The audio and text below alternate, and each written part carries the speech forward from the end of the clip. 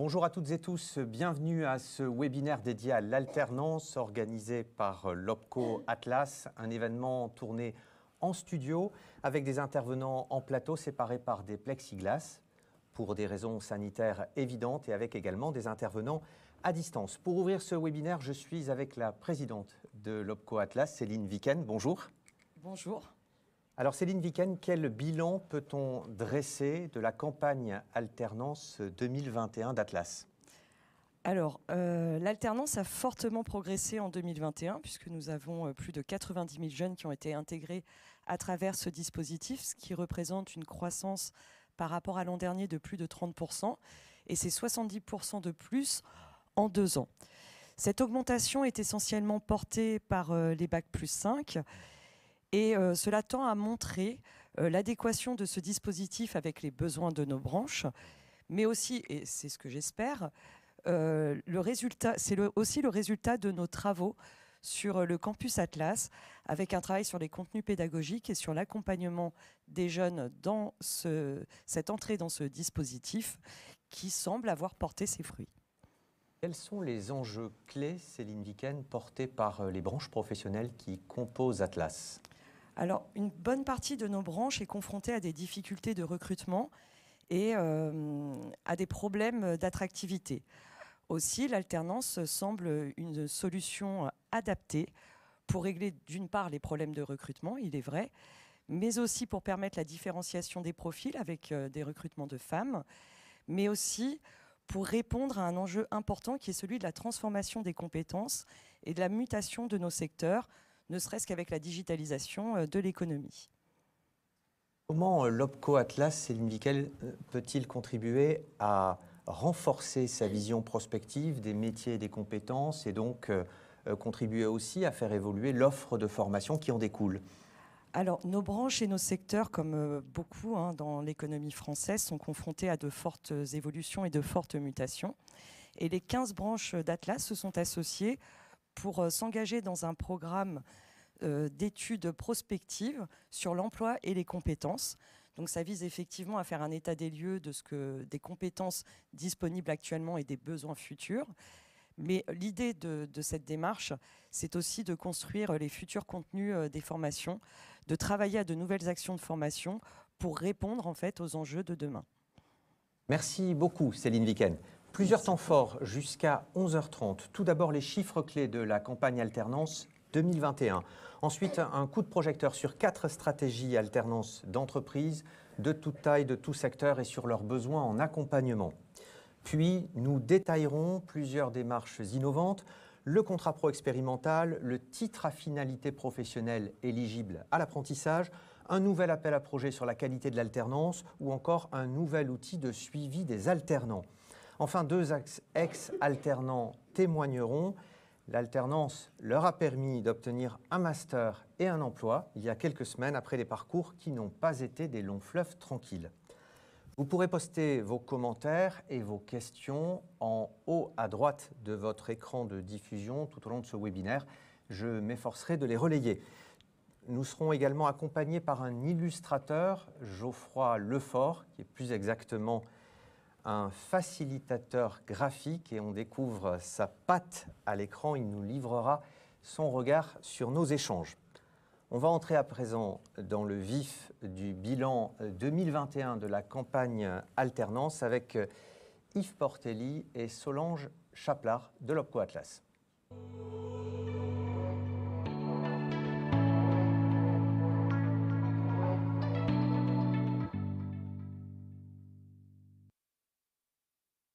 Solange Chaplard, voilà, vous venez de vous installer en plateau. Bonjour.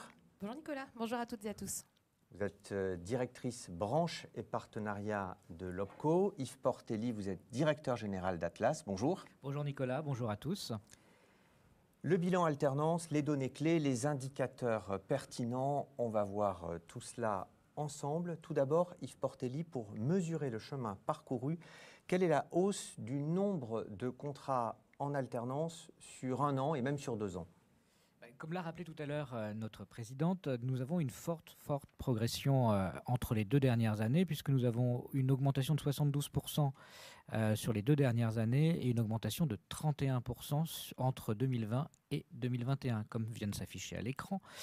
Nous avions 52 000 contrats en 2019 et nous sommes aujourd'hui à 90 000 et la campagne n'est pas terminée. Nous recevons encore beaucoup de contrats qui arrivent. Mais pour tenir notre calendrier, nous avons tenu à faire ce premier bilan début décembre. Solange Chaplard, sur la période récente 2020-2021, est-ce que cette forte hausse des contrats en alternance se vérifie pour toutes les filières d'Atlas ? Oui, Nicolas, effectivement, cette dynamique, on la constate effectivement sur l'ensemble des branches que compose l'OPCO. Vous pourrez voir qu'effectivement, on a catégorisé dans 4 grandes familles les branches qui nous composent. Effectivement, on a une moyenne assez hétérogène, entre 11 et 15% sur 3 secteurs en particulier. On a 34% sur toutes les entreprises qui relèvent plutôt du conseil. Donc, une tendance assez forte, et on l'a dit, sur l'ensemble des secteurs qui nous composent. Oui, avec une écrasante majorité, Solange, de contrats d'apprentissage sur l'ensemble. On est, en termes de répartition, on a parlé de ces évolutions, on est à 85% de nos contrats en alternance en contrat d'apprentissage. Yves Portelli, quelle est la contribution des TPME à ce fort développement de l'alternance, alors tant sur le contrat d'apprentissage que sur le contrat de professionnalisation ? Alors sur le contrat d'apprentissage, les TPME représentent à peu près 60% des contrats qui ont été signés. Donc c'est vraiment une belle conclusion de cette campagne, puisque nous voyons que nous servons à la fois la TPME et le territoire, puisque régionalement nous avons aussi cet équilibre. Donc ça, c'est un premier niveau d'information. Sur les contrats pro, on s'aperçoit que nous sommes plutôt sur les grandes entreprises qui ont, eux, à près de 50% sélectionné le contrat de professionnalisation. Une question qui est simple, c'est l'utilisation des CQP de branche qui fonctionnent très bien et qui ne sont pas en apprentissage, comme vous le savez. Et donc, les grandes entreprises ont plutôt utilisé les contrats de professionnalisation. Mais globalement, les contrats de professionnalisation sont alentour de 11 000 contrats, alors que nous sommes largement à 80 000 contrats pour l'apprentissage. Vous voyez le différentiel. Il y a une caractéristique marquante, Yves Portelli, une caractéristique constante sur le périmètre de l'OPCO Atlas. C'est la très forte proportion de hauts niveaux de qualification qui sont visés par les alternants. C'est la réponse à nos branches. Nos métiers sont des métiers d'expertise, sont des métiers de développement et où finalement nous avons une très forte présence de l'enseignement supérieur. Nous n'avons pas d'infrabac, nous avons 1% au niveau du bac, mais comme vous le voyez, c'est le bac plus 5 qui écrase complètement nos contrats d'apprentissage. C'est une vraie réponse aux besoins des branches et aux besoins d'expertise que les branches expriment aujourd'hui.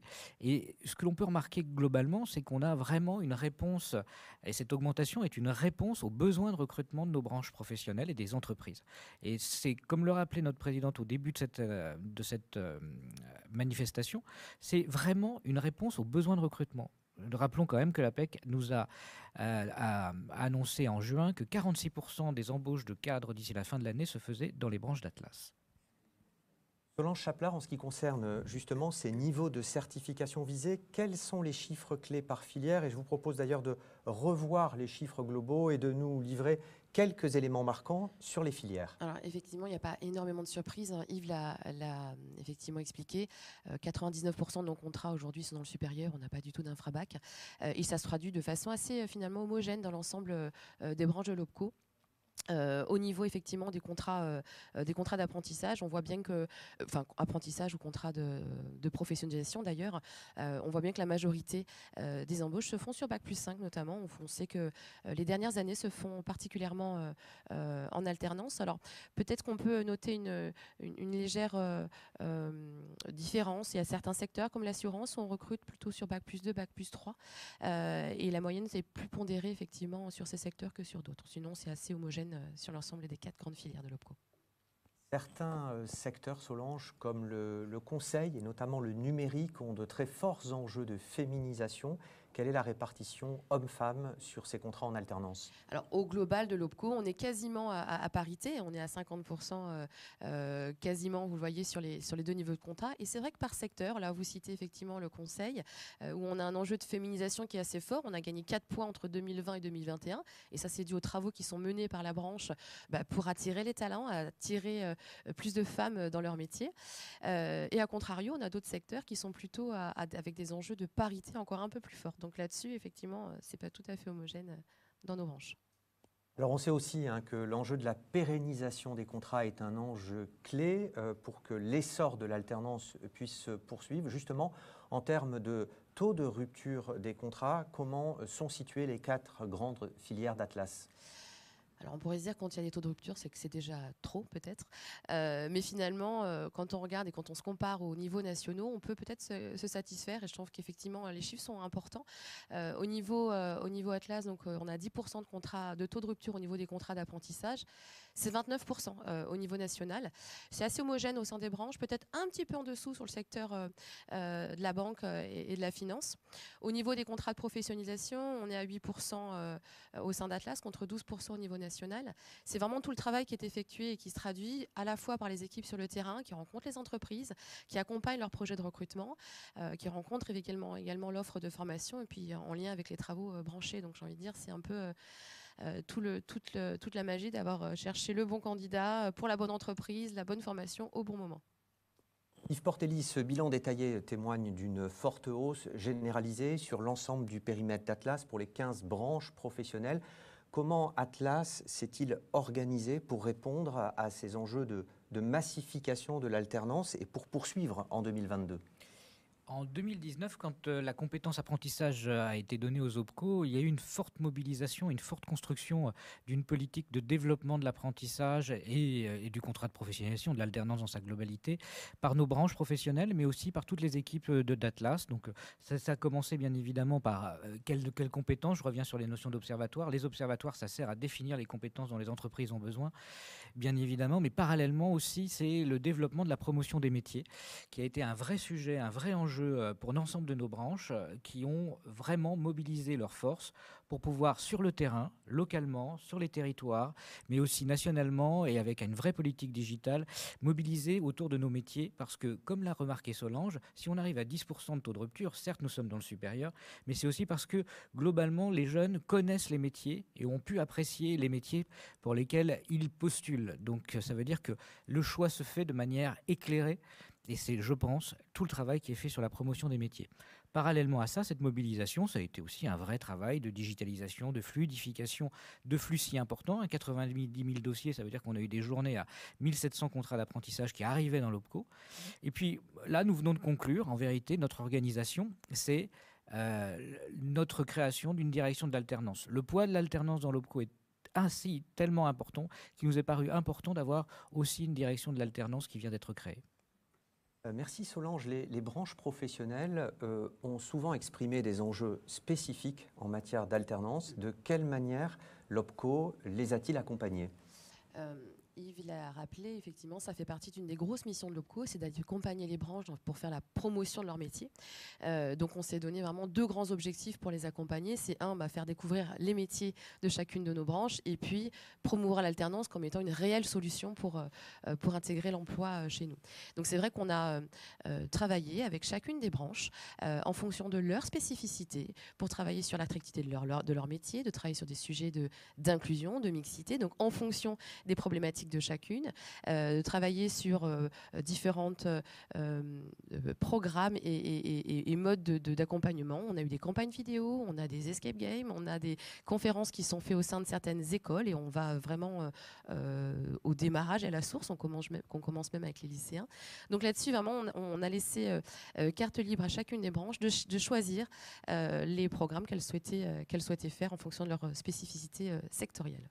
Un certain nombre de branches, bien sûr, partagent des enjeux qui peuvent être communs aux branches d'une même filière, voire à toutes les branches de l'OPCO Atlas. Là encore, quel a été l'appui de l'OPCO sur ce type d'enjeu ? Alors effectivement, il y a les spécificités de chacune de nos branches, donc c'est respecter effectivement leur singularité et les conjuguer au pluriel au sein de l'OPCO. On a apporté des salons communs avec l'ensemble des branches de l'OPCO. On a eu 2 beaux événements, donc pour les derniers en date, on a eu effectivement le salon Jeunes d'Avenir et l'aventure des métiers. Et puis une belle opération, par exemple, une soirée apprentis scène aux couleurs d'Atlas où les apprentis qui relevaient de nos branches sont venus montrer leur talent sur scène. Donc ça a été un très très bel événement qu'on souhaite renouveler et on vous invite en tout cas à préparer l'événement de 2022. Donc effectivement, c'est d'embarquer l'ensemble d'un collectif. Donc on peut le faire au sein d'Atlas. Et puis il y a 4 grands sites qu'il faut quand même mettre à l'honneur, et c'est important effectivement parce que ça traduit du travail qui a été mené avec les équipes et l'ensemble des branches. C'est un outil fait par les branches pour intégrer les nouveaux salariés. Donc 4 sites métiers, vous découvrirez tout sur nos métiers. Donc je vous invite à y aller. Vous avez concepteur d'avenir, je compte, j'assure et j'investis l'avenir. Donc n'hésitez pas et allez-y, nous recrutons et nous vous attendons. Merci Solange. Alors on a entreaperçu tout à l'heure la première illustration du facilitateur graphique Geoffroy Lefort, et voilà, je vous propose de la découvrir un petit peu plus en détail. Donc une synthèse en images de nos premiers échanges, donc avec ce chiffre de 31% des contrats entre 2020 et 2021 qui apparaît, 90 000 jeunes avec des hauts niveaux de compétences. Merci à tous les deux, Yves Portelli, Solange Chaplard, pour cette entrée en matière. Merci. On va passer à présent à la séquence entreprise pour découvrir comment 4 sociétés de toute taille et de tout secteur mis sur l'alternance pour répondre à leurs enjeux spécifiques. Et on va accueillir Naïma Latrèche de l'OPCO Atlas pour démarrer cette séquence.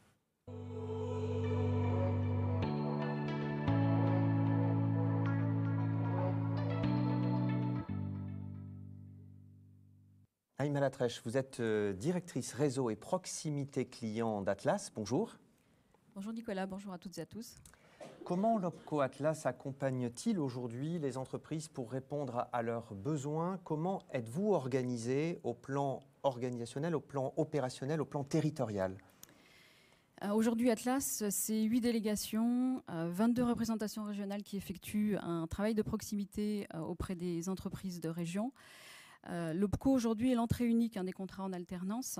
Il s'appuie à la fois sur le conseil en allant jusqu'au financement. C'est un peu plus de 220 collaborateurs au service de nos adhérents avec des missions classiques qui sont déployer l'offre de services, faciliter leurs démarches administratives et financer les dossiers. Mais pas que, puisqu'en fait nous avons des missions qui sont parfois méconnues des entreprises. Donc ils aident au recrutement notamment d'alternants en mettant en place des co-jobbing, des job dating qui sont proposés donc aux entreprises en partenariat avec les CFA qui et notamment permettent de mettre en relation donc les jeunes qui recherchent une alternance. Ils participent également à des salons, à la fois d'orientation, des forums emploi et en partenariat avec nos associations partenaires pour mettre en relation les jeunes et les entreprises. Donc ils organisent également des webinaires, des réunions collectives et des ateliers pratiques. Aujourd'hui, c'est un peu plus de 180 événements sur l'ensemble du territoire et uniquement sur l'alternance. Merci Naïma. On va retrouver à distance le dirigeant d'une entreprise accompagnée par Atlas. Il s'agit d'une toute jeune start-up, Videtix, qui a récemment été créée via l'alternance en quelque sorte, on va le voir, et qui continue de se développer en recrutant notamment des alternants. Une success story remarquable. Alan Ferbach, bonjour. Bonjour.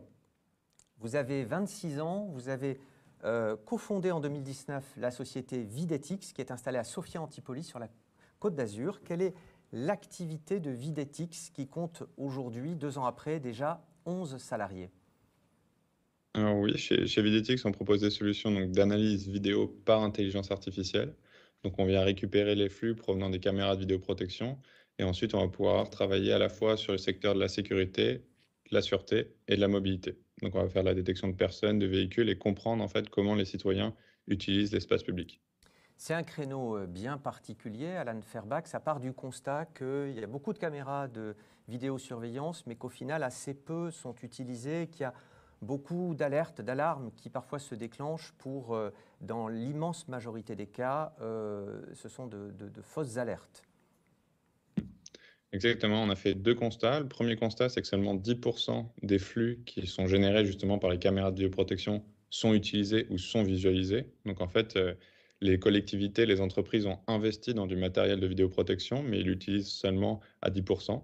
Et le deuxième constat, c'est que 99% des alertes qui arrivent sur des postes de télésurveillance sont des fausses alertes. Bien souvent, on va avoir le chien qui traverse, la toile d'araignée qui vient bouger devant la caméra, devant l'objectif, qui va renvoyer en fait une information fausse à l'opérateur. Et donc le travail souvent des opérateurs, c'est ils passent leur journée à analyser des fausses alertes. Et ça, l'IA pourrait le faire. Et comme ça, concentrer l'intelligence humaine sur l'intervention et non pas sur juste de la visualisation.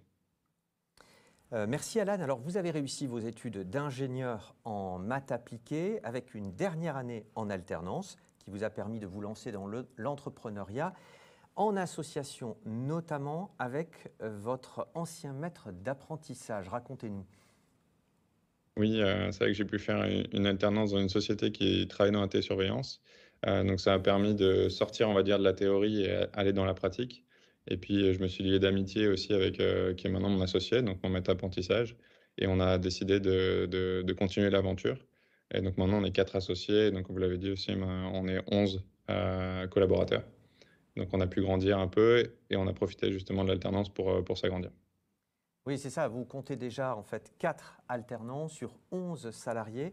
En quoi pour vous l'alternance est-elle un levier de développement? Quels sont ses atouts?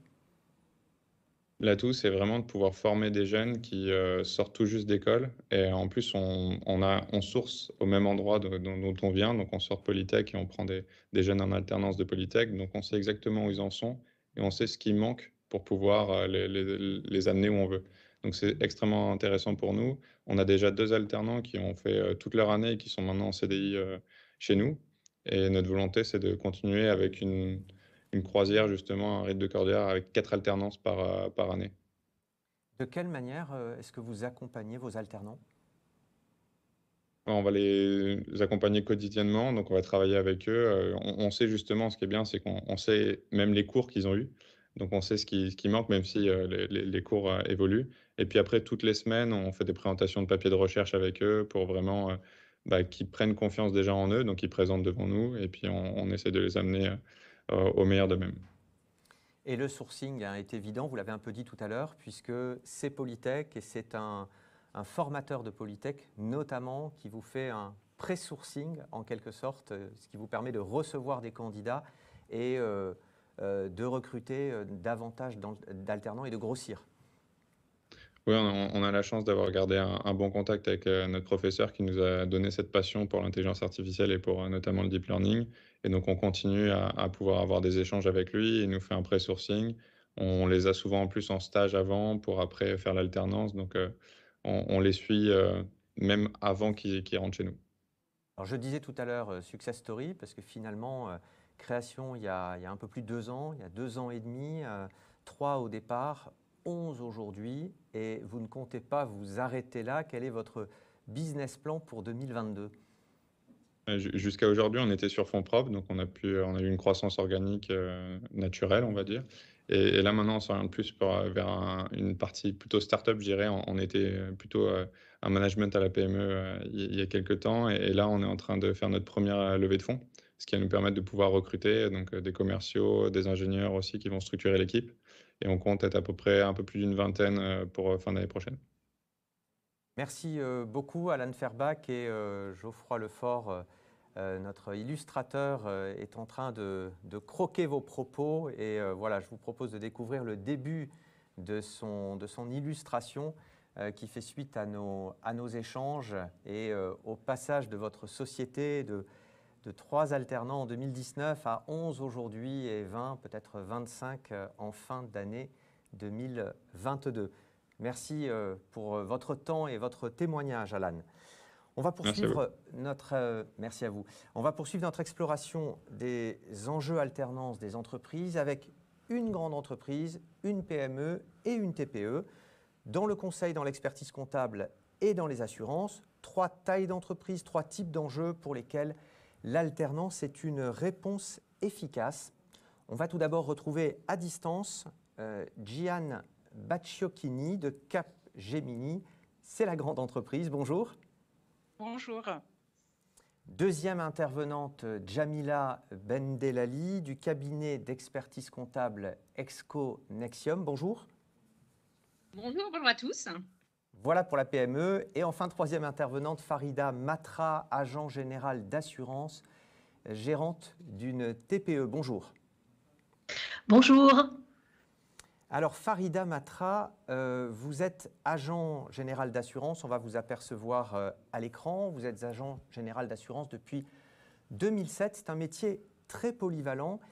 Quel type d'activité exercez-vous et auprès de quelle clientèle, Farida ? Alors, j'ai une clientèle diverse puisque j'ai des professionnels, des entreprises et des particuliers.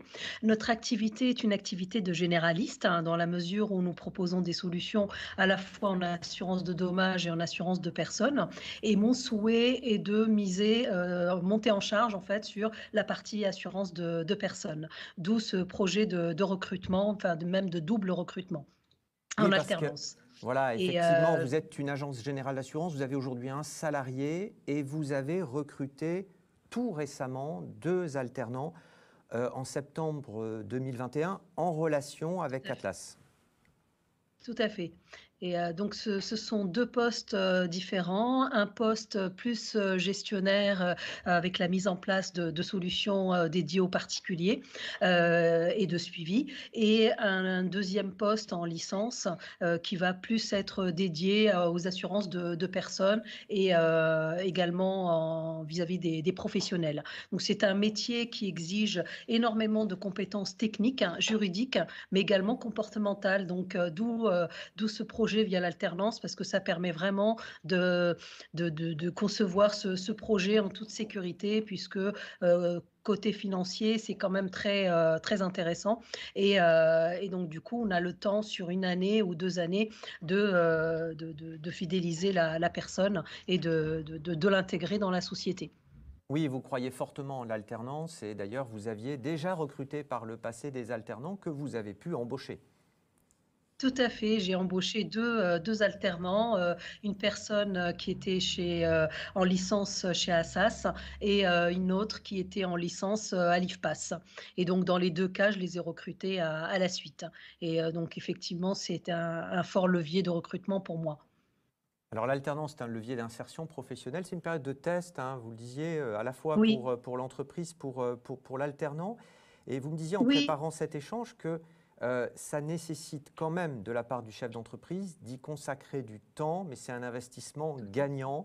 Vous y consacrez du temps maintenant, mais vous en gagnez plus tard et pour déléguer aussi plus de responsabilités aux jeunes au fil des mois. Oui, tout à fait. Au début, c'est une grande surcharge de travail puisqu'il faut tout expliquer, tout apprendre et accompagner. Mais progressivement, on gagne effectivement énormément de temps. Il faut se donner 6 mois à peu près pour avoir la possibilité d'être aidé. D'être aidé par la suite par l'alternant. Et en même temps, ça permet aussi à l'alternant d'apprendre un métier. Dans des TPE, l'avantage, c'est qu'on ne va pas être sectorisé. Par exemple, si un jeune rentre dans une grande compagnie d'assurance, il va rentrer dans le service, par exemple, des indemnisations et il va donc gérer des sinistres auto matériels ayant un enjeu financier inférieur à 6 500 €. Donc, vous imaginez comment c'est étriqué.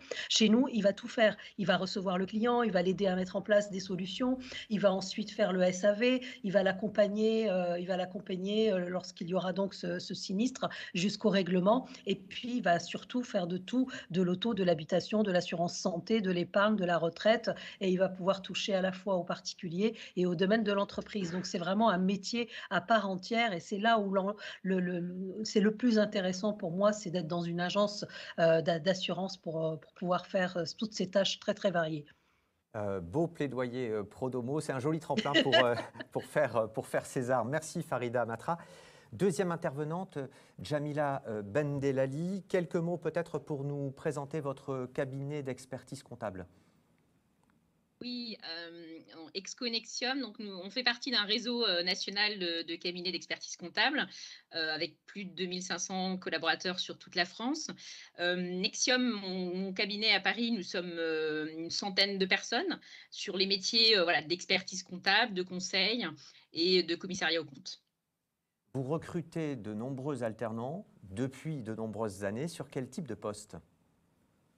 Alors, c'est vrai que nos métiers d'expertise comptable et de conseil sont assez propices à l'alternance. Donc, effectivement, nous sommes recruteurs d'alternants dans les domaines principalement de l'expertise comptable. Et on a élargi depuis quelques années sur les métiers du conseil, hein, donc conseil social, conseil en droit des affaires, contrôle de gestion, tous les métiers un peu digitaux en fait, qui arrivent dans nos métiers, dans nos activités. En quoi ce mode d'apprentissage, ce mode de recrutement aussi est-il adapté à vos besoins ? Alors, c'est adapté puisqu'en fait, ça permet d'avoir des jeunes avec des niveaux d'expérience, de diplôme, pardon, qui soient assez différents, puisqu'on peut avoir des BTS, des licences et des masters. Donc, ce qui permet, voilà, dans nos travaux de conseil et d'expertise comptable, d'avoir différentes tâches à leur confier et d'avoir un vrai parcours d'intégration qui permet aussi, au final, de faire une proposition d'embauche, puisque ça peut être très clairement une pré-embauche. Donc, ça nous permet de les accompagner, de grandir avec eux. Ils grandissent avec nous et ensuite pouvoir faire un bout de chemin ensemble. Oui, avec des perspectives de carrière d'ailleurs diverses, parce que ça peut être une idée reçue, une représentation de penser que expert comptable, c'est un seul métier. Il y en a plusieurs, naturellement. Pas du tout, effectivement, notre métier est assez large et encore plus aujourd'hui puisque nos métiers sont en train d'évoluer de façon assez forte et assez rapide. En fait, on ne fait plus que de la comptabilité à l'ancienne avec du papier à traiter. Donc aujourd'hui, on va traiter de la donnée financière, de la donnée diverses et variées. Donc voilà, le métier d'expert comptable aujourd'hui est en pleine évolution et on a voilà, des profils très variés qui nous rejoignent pour faire du conseil aussi, d'accompagnement auprès des entreprises. Vous avez saisi plusieurs contrats ces derniers mois sur le portail dédié, myatlas.fr. Comment jugez-vous votre expérience utilisateur, comme on dit, en fait, cette procédure de saisie des contrats ? L'expérience utilisateur a été plutôt positive puisque je trouve que le site est assez ergonomique, assez facile d'utilisation. L'espace est assez clair. Donc, ça nous permet de trouver à la fois un espace documentaire et un espace très concret de complétude des contrats d'apprentissage et des demandes d'aide également. Donc, un avis plutôt positif. Vous proposez depuis l'année dernière, depuis 2020, un parcours d'intégration. Alors ça vaut bien sûr pour toutes les nouvelles recrues et donc pour les alternants. Quelles sont les modalités de ce parcours ? C'est vrai on s'est rendu compte en fait que les alternants avaient des parcours très, très variés, venaient d'écoles très différentes. Donc, on a décidé vraiment de les accompagner avec un parcours d'intégration, avec une formation à tous nos outils, à toutes les prérogatives du métier. Donc, avec un parcours d'une formation sur entre 2 jours et 1 semaine, sur l'intégration de tous les outils que l'on va qu'il va être amené à utiliser. Il a également un parcours avec un mentor qui lui est dédié. Donc, le mentor qui n'est pas forcément son N+1, parce que c'est important parfois d'avoir des personnes avec lesquelles il puisse discuter, qui n'est pas son supérieur hiérarchique. Et tout au long de son alternance, on réalise des points très réguliers et bien sûr, on complète toutes les formations nécessaires dont il aurait besoin pour réaliser ses tâches au quotidien. Donc, les alternants sont vraiment intégrés comme on les accompagne sur tout leur parcours et on les considère vraiment comme des salariés avec un effort supplémentaire sur la formation puisqu'ils sont là aussi pour apprendre. Donc, oui, ça développe le sentiment d'appartenance et ça peut être clé justement aussi pour fidéliser, ancrer une relation entre l'entreprise, l'alternant et le CFA. Merci. Troisième intervenante, Gian Bacciocchini, qu'on a aperçu tout à l'heure. Troisième type d'enjeu avec un grand groupe, cette fois Capgemini. Quelques éléments, quelques chiffres clés pour nous situer Capgemini. Alors, Capgemini, donc bonjour déjà à toutes et à tous. Capgemini, moi j'aime toujours dire que c'était une start-up il y a un peu plus de 50 ans. Ils étaient 3 et maintenant on est 300 000 dans le monde, donc une belle réussite française. Et aujourd'hui en France, on est 37 000 et implantés dans plus de 50 villes. Vous menez une politique alternance volontariste depuis quelques années. Vous avez accéléré depuis 2019 avec la loi Avenir professionnel, avec le nouveau système de promotion de l'apprentissage et des contrats de professionnalisation. Combien d'alternants est-ce que vous accueillez aujourd'hui ? Ouais, alors, en fait, on a une politique de recrutement qui est assez volontariste en général. Donc, tous les ans, là, cette année, on a recruté plus de 7 000 personnes en CDI, plus de 1 000 stagiaires. Effectivement, les alternants, depuis 2 ou 3 ans, on a énormément accéléré. Donc, cette année, on a recruté plus de 1 000 alternants qui nous ont rejoints avec un objectif voilà, d'atteindre, j'espère, dès l'année prochaine, 5% d'alternants dans nos effectifs. Une spécificité, c'est qu'on avait beaucoup de contrats pro il y a quelques années et là, on est passé à 80% d'apprentis en 2021. Et l'accélération, elle est pour plusieurs raisons. La première, comme on recrute beaucoup de profils, on a des besoins qui sont croissants. Or, aujourd'hui, il y a une pénurie qui est dans le secteur qui est très importante et aujourd'hui, l'apprentissage et l'alternance en général est un levier de développement face à ces besoins croissants. Le second point, c'est que nous, ces alternants, notre objectif, c'est leur proposer de nous rejoindre en CDI. Donc, l'alternance, c'est un moment un peu pour se tester des deux côtés. Eux, pour voir si l'entreprise et le métier les intéressent et nous, pour voir également est-ce qu'il y a ce qu'on appelle un fit culturel, est-ce que l'alternant est bien intégré chez nous. Donc, à la fin de l'alternance, on embauche à peu près 70% des alternants qui sont embauchables. Donc, ils ne vont pas continuer à faire autre chose dans les écoles. Et le troisième levier, c'est un levier de diversité, parce que c'est vrai qu'on a, par exemple, si on prend le recrutement des femmes, au niveau des jeunes diplômés, on n'a pas assez de femmes dans les écoles. Et aujourd'hui, via l'alternance, on a des pourcentages de recrutement de femmes qui sont en 4 points supérieurs à celui des jeunes diplômés. Vous recrutez sur tout type de poste ou majoritairement sur certains métiers ? Tous les métiers aujourd'hui, voilà, ça va aller du consultant en transformation digitale, les développeurs en nouvelles technologies, les ingénieurs commerciaux, des ingénieurs réseau, des consultants fonctionnels, également les fonctions support. Il y a beaucoup d'alternants dans les fonctions support et dans les domaines qui sont ceux où il y a le plus de besoins, donc le digital, le cloud, la cybersécurité, la data et l'industrie intelligente. De quelle manière avez-vous sollicité pour l'ensemble de ces recrutements l'opérateur de compétences ? Alors, on les a beaucoup. Alors, on a déjà un conseiller dédié, ce qui est quand même une très bonne nouvelle. Donc, c'est quelqu'un qui nous connaît en premier, quelqu'un qui a été très réactif dans le temps, et notamment cette année, parce qu'on a bien accéléré. On avait beaucoup de questions sur des dispositifs qu'on ne connaissait pas, qu'on ne maîtrisait pas. Donc, on avait les bonnes réponses rapidement et des réponses qui étaient fiables sur des questions voilà, sur plusieurs questions, mais ça peut être des éléments de positionnement par rapport à la formation, des rémunérations. Donc, un grand merci pour le support qui a été apporté. Pour diversifier vos recrutements, pour continuer à augmenter vos recrutements en alternance, vous avez aussi mis en place une politique de partenariat qu'on pourrait qualifier de tous azimuts. Oui, mais qui est nécessaire, hein. C'est bien de diversifier et d'avoir plusieurs axes.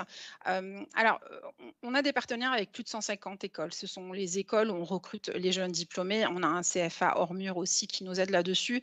Bon, on a été, même avant la pandémie, on a été les premiers à mettre en place avec un partenaire externe des alternances 100% en ligne, parce qu'on a senti ce besoin de flexibilité de la part de certains profils qui préféraient, qui n'avaient peut-être pas la possibilité d'aller dans les écoles.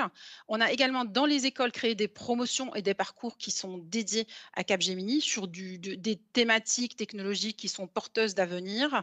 On a essayé aussi d'être le plus possible présent dans les conseils de perfectionnement des CFA de nos écoles pour un échange sur voilà, quels sont les enjeux des deux côtés, les rythmes qui doivent être mis en place, les typologies de profils et de formation qui sont nécessaires. Une fois les contrats signés, comment accompagnez-vous vos alternants durant la vie du contrat? Un alternant, la majorité de notre métier, c'est un métier de conseil chez le client. Donc déjà, un alternant est considéré comme les autres salariés, donc ne va pas être mis juste de côté, il va être sur un projet. Donc l'apprentissage sur le projet est important, ça permet d'optimiser la montée en compétences sur le métier. Donc un positionnement sur les projets, un accès comme tous les autres salariés à toutes les formations de l'entreprise, donc pas de différenciation entre les apprentis et le reste. Donc, que ce soit le parcours d'intégration, les formations certifiantes, les formations sur les soft skills, la gestion du projet, pour qu'eux aient envie, pour qu'ils puissent monter en compétences également en interne et qu'ils aient envie de nous rejoindre. Et puis, en dernier, en fait, le tutorat, on essaie d'avoir un maximum de personnes tutorées par tuteur et de former systématiquement tous les tuteurs qui sont aujourd'hui en accompagnement des alternants. Alors précisément, je me tourne vers Naïma Latrèche sur le plateau pour aider à professionnaliser les tuteurs et les maîtres d'apprentissage. Naïma, Atlas finance des formations en présentiel accessibles aux 15 branches professionnelles du périmètre d'Atlas. Quelles sont les modalités? Alors, en effet, Nicolas, nous avons déployé en fait en septembre une nouvelle offre de formation destinée aux tuteurs et maîtres d'apprentissage, entièrement financée donc par Atlas. Donc, nous disposons aujourd'hui d'un module de 2 jours qui sont proposés par des organismes de formation que nous avons sélectionnés par appel d'offres et qui couvrent tout le territoire France métropolitain. Donc, nous espérons bien entendu un développement significatif de ces formations en 2022, d'autant que cette professionnalisation des tuteurs et maîtres d'apprentissage participe à l'insertion réussie des alternants et contribue à éviter justement les risques de rupture, comme le disait très bien Solange tout à l'heure. Vous travaillez aussi, nouveauté, à une formation à distance qui va être complémentaire à l'offre de formation en présentiel. Alors, pourquoi? Pour quel type de cible? Alors, nous sommes convaincus aujourd'hui que la formation des tuteurs et des maîtres d'apprentissage est un facteur clé de succès des contrats en alternance. C'est pourquoi nous avons décidé justement d'accompagner notamment plutôt les plus petites structures qui avaient des difficultés à libérer des tuteurs et maîtres d'apprentissage sur 2 jours, un accès à une formation modulaire, à distance, asynchrone, et qui permet justement d'avoir accès à une plateforme dématérialisée et qui propose justement des quiz, des vidéos, des podcasts, donc avec une pédagogie et des ressources assez diversifiées. Ça, ce sera prêt pour quelle date? Alors, c'est une offre qui sortira premier trimestre 2022 et qui sera accessible à toutes les entreprises, bien entendu. Oui, et une offre qui est attendue par des entreprises justement qui attendaient ces modalités assez souples pour étaler dans le temps des formations de tuteurs et de maîtres d'apprentissage avec la mécanique des modules. Alors, je vous propose de découvrir une nouvelle illustration de Geoffroy Lefort qui a croqué nos échanges avec les différents interlocuteurs entreprises et avec vous, Naïma. Donc, voilà, on découvre cette illustration Videtix, la société d'Alan Ferbach, 4 alternants d'ores et déjà pour grandir, les différents enjeux exprimés par les entreprises de différentes tailles, levier d'insertion, période de test, conditions financières intéressantes, la nouvelle offre de formation d'Atlas dont vous venez de parler, Capgemini, la grande tour, le grand groupe qui effectivement a 80% d'apprentis aujourd'hui. Alors, je vais me retourner à distance vers Djamila Bendelali. Quels sont pour vous, Djamila, les défis, les attentes par rapport notamment au CFA, aux écoles, à l'OPCO? Alors, les CFA sont très importants puisqu'en fait ce sont voilà, nos interlocuteurs avec l'étudiant dans le cadre du cursus. Donc, d'expérience, je pense qu'effectivement l'OPCO Atlas aurait eu un apport pour pouvoir, alors je n'aurais pas dire classer les CFA, mais pour avoir un espèce de guide de bonne pratique puisqu'on a eu, on a des CFA qui sont très, très différents dans la gestion des alternants, dans leur suivi. Pardon, puisqu'en fait, on a des CFA qui sont très présents, qui nous appellent tous les 3 mois pour faire des points. On reçoit des comptes rendus, des relevés d'absence, etc., etc. Donc, ce n'est pas le cas de tous les CFA. Donc, Atlas, je pense, pourrait avoir un apport dans ce sens-là pour nous aider peut-être à avoir un guide de bonne pratique pour pouvoir nous identifier et donner des conseils pour pouvoir suivre les étudiants et pouvoir agir en face des CFA. Un guide de bonne pratique. Alors Farida Matra, de votre côté, quelles sont vos attentes pour continuer à développer l'alternance? Quelles sont vos attentes en termes de relations aux écoles, de simplification, voire de formation des maîtres d'apprentissage? Alors effectivement, j'ai jamais suivi de formation de maître d'apprentissage. Ça fait partie du projet de 2022. Je vais voir quelle est la formule qui s'adaptera le plus, présentiel ou comme vient de dire Naïma, plutôt espacée dans le temps et à distance. Donc je regarderai ça de plus près. Et puis, le mode de simplification, oui, ça serait un guichet unique, à savoir que l'école serait chargée de l'enregistrement, du dépôt du dossier, etc. Avec l'OPCA, ça serait formidable. Et donc d'être déchargé complètement de tout ce côté administratif.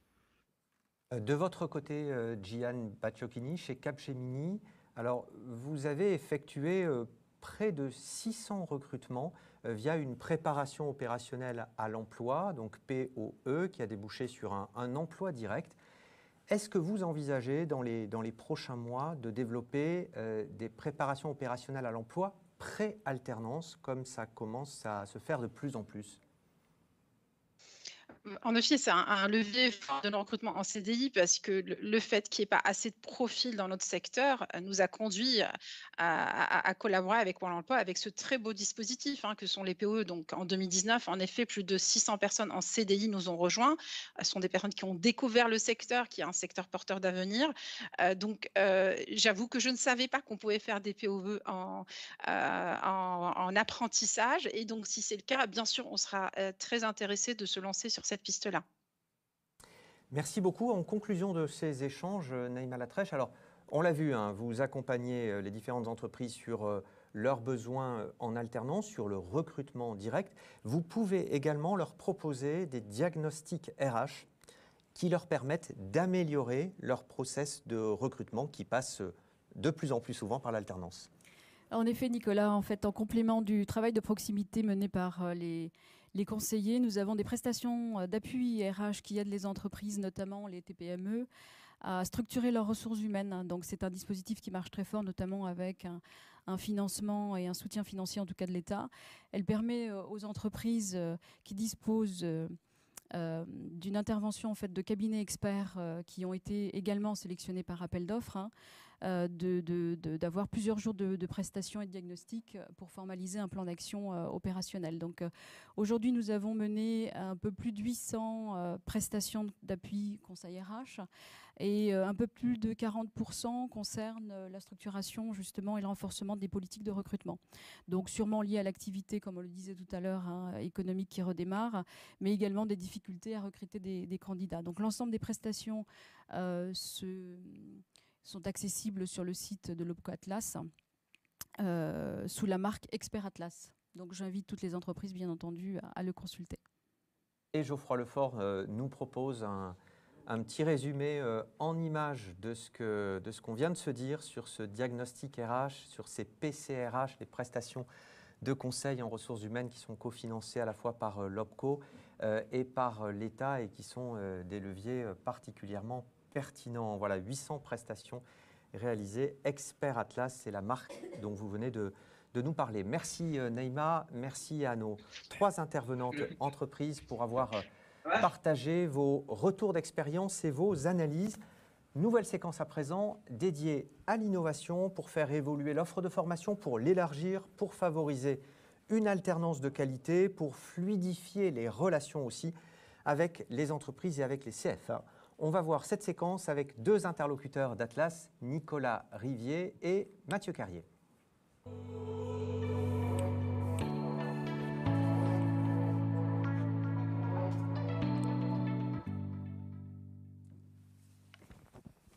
Nicolas Rivier, bonjour.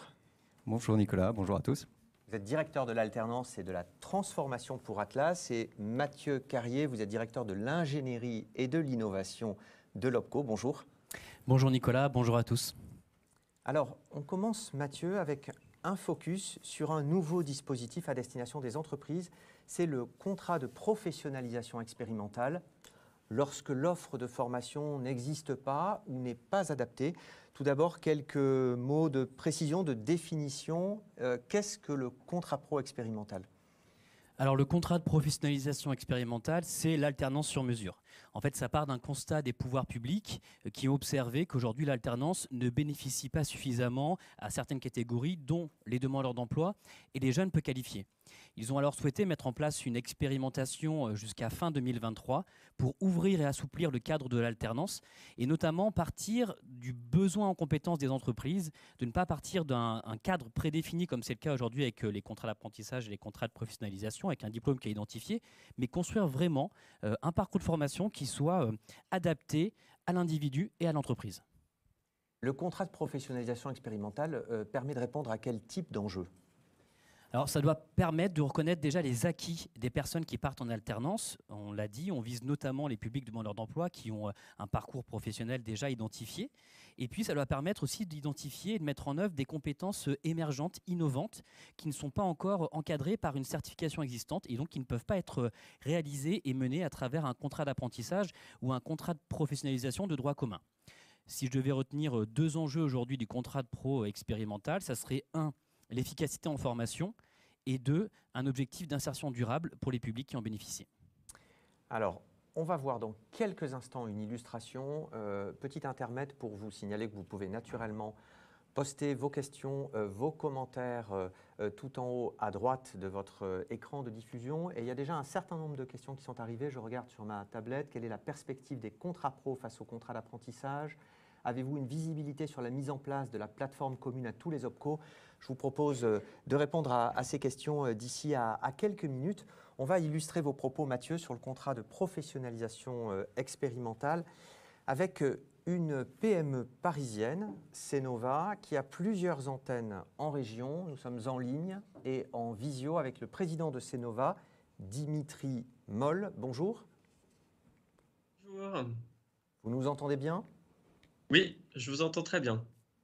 Cnova, c'est un bureau d'ingénierie et de maîtrise d'œuvre qui est spécialisé dans la rénovation énergétique des bâtiments. Votre entreprise est en très forte croissance. Quels sont les facteurs porteurs de ce développement ?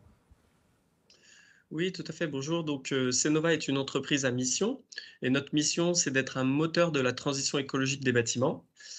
Pour nous, ça va passer par la massification de la rénovation énergétique globale et performante des bâtiments existants, dont beaucoup ont été construits après la Deuxième Guerre mondiale.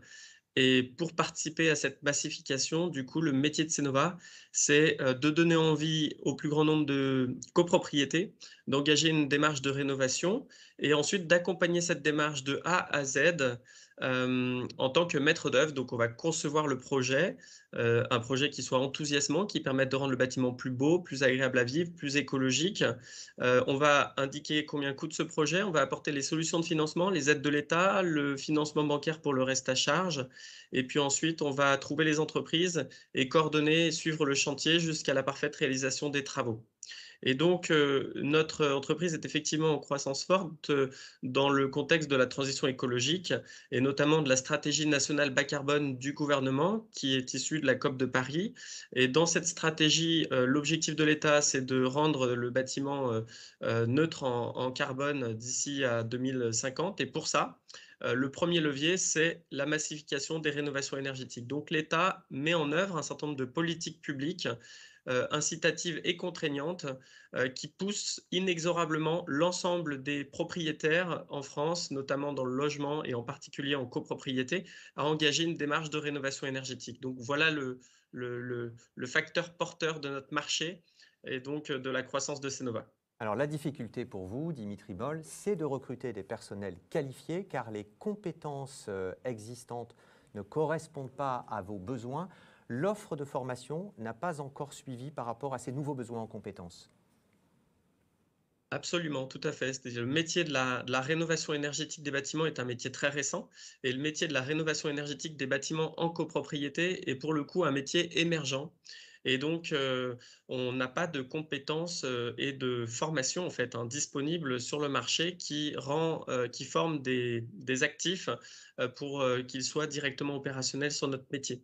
Donc, concrètement, pour soutenir sa croissance, donc Cnova a besoin de recruter évidemment, et la perspective de recruter des collaborateurs déjà opérationnels n'existant pas, on a dû structurer une formation en interne qui permette d'intégrer le plus efficacement possible les nouveaux collaborateurs qui viennent avec un niveau de compétence de départ variable selon leur expérience, leur profil. Ça peut être des collaborateurs qui ont déjà fait de la rénovation de bâtiments ou de la construction ou des architectes ou des ingénieurs dans d'autres domaines, mais qui ont besoin de monter en compétences pour aller sur la démarche de rénovation énergétique des copropriétés. Puis ça peut être aussi des collaborateurs qui sont en reconversion beaucoup plus profonde en provenance d'autres industries qui sont peut-être plus en difficulté et qui du coup viennent chercher chez Cnova et dans notre industrie un métier porteur de sens et porteur de perspectives. Alors pour former justement ces collaborateurs, votre conseiller Atlas vous a proposé de mettre en place ce dispositif de contrat pro expérimental. Vous avez adhéré. C'est chose faite depuis septembre avec les premiers recrutements via ce dispositif. Ça se passe comment concrètement ? Ouais, donc concrètement, effectivement, on a beaucoup de gratitude vis-à-vis d'Atlas et de notre conseiller pour nous avoir informés de ce dispositif, qui est un dispositif vraiment fait pour Cnova. Donc, quand on recrute des collaborateurs, on essaie de les regrouper et d'en faire des promotions. Et en fonction de leur niveau de compétence de départ, des compétences à acquérir sur leur poste, eh bien, on va définir un programme de formation sur mesure qui comprend une alternance entre des temps en salle et puis des temps en production. Dans un souci d'efficacité, on essaye du coup de faire ça en synergie et d'avoir des sessions où on regroupe les nouveaux collaborateurs. Voilà la façon dont ça se passe, donc ça se passe bien. Et donc, on est en train d'expérimenter et de structurer davantage du coup notre programme d'intégration et de formation et de le professionnaliser encore plus, mais ça se passe déjà bien. Alors vous répondez à la question d'un internaute qui nous demandait contrat de professionnalisation expérimentale, je lis sur ma tablette, est-il possible d'avoir des exemples ? Vous témoignez d'un de ces exemples. Vous avez accueilli 7 alternants en contrat pro expérimental en septembre, puis ensuite de manière un peu perlée au fil des semaines. Vous souhaitez à terme davantage les regrouper. C'est une formation solide, hein, ça s'étale sur un an avec cette alternance entreprise-formation. À terme, vous envisagez d'opérer, d'effectuer tous vos recrutements via ce dispositif ? Oui, tout à fait. Il faut savoir que tous les candidats qui ont rejoint Cnova sous la forme de ce contrat de professionnalisation expérimentale, en fait, sont chez Cnova dans une perspective de contrat à durée indéterminée. Et l'objectif, c'est vraiment de leur permettre de monter en puissance et de prendre en main leur poste de travail, qui est un poste pérenne et qui leur correspond pleinement. Et donc, effectivement, tous les emplois pour lesquels il n'existe pas de formation sur mesure feront l'objet d'un contrat de professionnalisation expérimentale. Hein. L'idée, c'est qu'on recrute et on leur fait bénéficier du programme d'intégration là où ils ont besoin de monter en compétences. Et du coup, on fait cela sous la forme d'un contrat de professionnalisation expérimentale en collaboration avec Atlas. Dimitri Moll, merci. Mathieu Carrier, quel regard est-ce que vous portez sur la démarche initiée par Cnova ? Écoutez, c'est un exemple parfait. On a les 3 facteurs aujourd'hui qui peuvent contribuer à la réussite du coup d'un contrat de pro expérimental. Premier sujet, on a des compétences qui sont stratégiques pour nos secteurs. Aujourd'hui, la question de la transition écologique. Deuxième aspect, nous n'avons pas de formation préexistante ou des certifications déjà identifiées. Donc, on construit une formation sur mesure avec notamment de la formation interne. Et troisième aspect, on est bien sur une insertion durable. On voit bien les perspectives d'évolution professionnelle des personnes qui intègrent ce dispositif. Comment ce type de contrat s'est-il pour l'instant développé sur le périmètre Atlas ? Alors pour l'année 2021, on était sur la première année d'appropriation par Atlas du contrat de pro expérimental. Donc on a travaillé sur le développement d'outils, sur la création de référentiels métiers, sur la création de modèles de parcours de formation, de séquences pédagogiques pour pouvoir outiller les entreprises. Et puis on a laissé venir les entreprises vers nous. On a eu plus de 70 contrats qui ont été sollicités à l'initiative des entreprises. Et ça nous a permis d'acquérir aujourd'hui du coup des enseignements qui sont fondamentaux dans la démarche qu'on souhaite déployer à l'avenir. En 2022, Mathieu, quelle montée en puissance prévoyez-vous pour le contrat pro expérimental ? Alors l'année 2022 sera l'année du grand déploiement de ce dispositif. Ça tombe plutôt bien parce qu'on nous s'est attendu du côté des pouvoirs publics pour accompagner notamment les demandeurs d'emploi sans emploi depuis plus d'1 an. Et donc on a déployé une démarche qui nous est spécifique, qui est la démarche Parcours Atlas, qui vise à accompagner et sécuriser l'entreprise, notamment en lui mettant à disposition un tiers facilitateur, un cabinet conseil, qui va encadrer l'entreprise pour l'aider justement à formaliser ces documents qui sont nécessaires pour Atlas, pour sécuriser le parcours de formation, je disais le référentiel métier, le parcours de formation, les séquences pédagogiques, mais aussi mobiliser les acteurs internes pour s'assurer que les formations, si elles se mettent en œuvre dans le cadre de formations internes, soient des formations de qualité. Et puis on va associer dans cette démarche un financement qui est aussi un financement innovant, qui sera un financement au forfait, donc la possibilité pour l'entreprise de bénéficier du coup d'un financement à hauteur de 3 000 € pour la réalisation des actions de formation de ses alternants. On mise beaucoup en 2022 sur le déploiement du contrat de pro expérimental. On espère dépasser les 500 contrats l'année prochaine sur cette modalité et nous permettre d'aller chercher des publics qui aujourd'hui sont peu représentés au sein de l'alternance.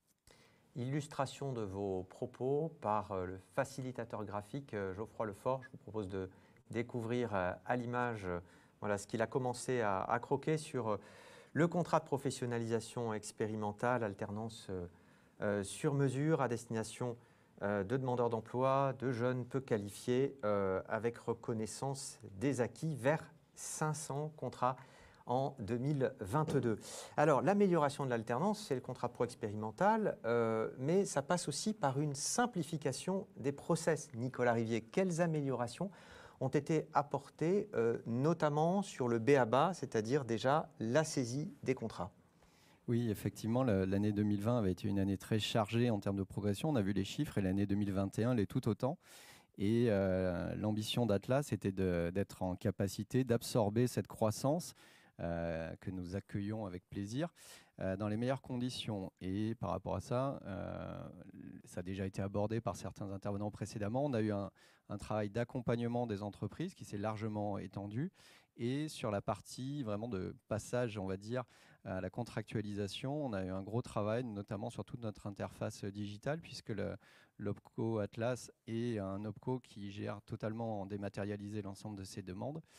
Et l'année 2021 a été l'année de la mise en place de nouveaux services en ligne, donc pour les entreprises d'abord, puis cet été pour les organismes de formation et les CFA.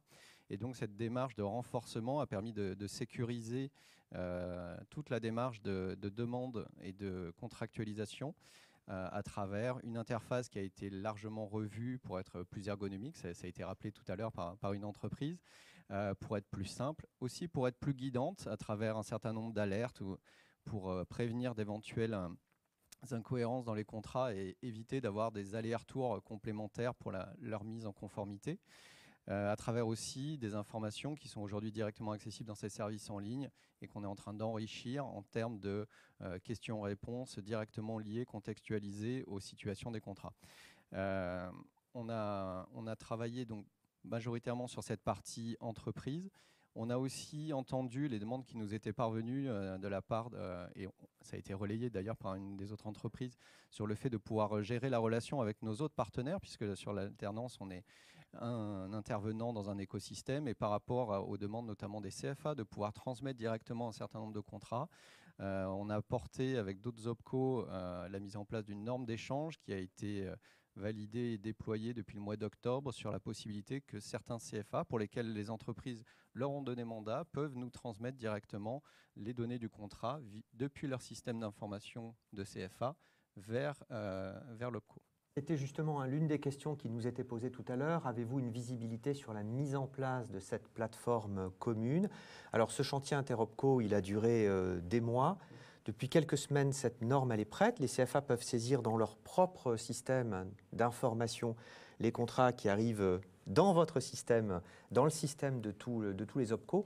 Où est-ce qu'on en est aujourd'hui du déploiement? Est-ce que les différents CFA ont pu se raccrocher à cette norme commune et déjà commencer à utiliser cette saisie facilitée? Alors, la période du mois d'octobre était sûrement moins favorable à une utilisation massive, puisqu'on était plutôt sur la fin de la période, mais en tout cas, ça a permis de roder les choses. Aujourd'hui, on a grosso modo la moitié des OPCO qui sont accrochés. Et côté CFA, ça se met en place progressivement, puisque de leur côté, il y a nécessairement un certain nombre de démarches et de développements à réaliser. On travaille aussi avec des éditeurs, et ceux qui sont en lien avec ces éditeurs bénéficient de la mutualisation des travaux, et c'est principalement sur ce volet-là qu'on a pu déjà avoir les premiers résultats. On sait bien qu'on est aujourd'hui sur une démarche qui est work in progress, on n'est qu'au début, et donc on a cette première phase. C'est une façon aussi de préparer l'avenir, puisque 2021, pour nous, c'est la préparation déjà de 2022, et pour la campagne de 2022, on aura eu le retour et le recul nécessaire pour ajuster et pour que le plus grand nombre qui veuille y recourir le puisse, sachant que ces démarches sont bien évidemment complémentaires de celles qui existent déjà, et on reste évidemment prioritairement à l'écoute de nos adhérents en direct et des services qu'on leur propose. Ça, c'est pour la saisie des contrats. Ensuite, lorsque les contrats sont transmis à l'OPCO, il y a eu plusieurs démarches qui ont été faites pour accélérer à la fois le traitement des dossiers et pour fluidifier ensuite le dépôt sur la plateforme de la DGEFP, la Direction Générale Emploi Formation Professionnelle. Voilà, tout à fait. On est un opérateur qui intervient sur la validation des contrats pour en assurer le dépôt auprès des services de l'État. C'est tout le travail de vérification qu'on amène pour garantir aux entreprises que leur contrat leur soit le plus favorable possible. Par rapport à ça, on a mis en place à la fois des règles de contrôle qui permettent d'automatiser un certain nombre de démarches, et en même temps des éléments de chiffrage automatisés aussi qui permettent de garantir que les prises en charge qui sont garanties par l'OPCO soient bien correspondantes aux règles et de façon la plus uniforme pour avoir une homogénéité de traitement. Ces points-là, on les a retravaillés aussi par rapport à ce que vous évoquiez sur le dépôt dans l'interface des cas, puisque quand les systèmes communiquent entre eux, ça n'intéresse pas les entreprises et les CFA, et c'est naturel. Pour autant, notre responsabilité, c'est de faire en sorte que les données soient les plus fluides possibles, et ça nous a amené à rajouter un certain nombre de points de contrôle et de communiquer sur ces éléments pour garantir la bonne marche de ces contrats.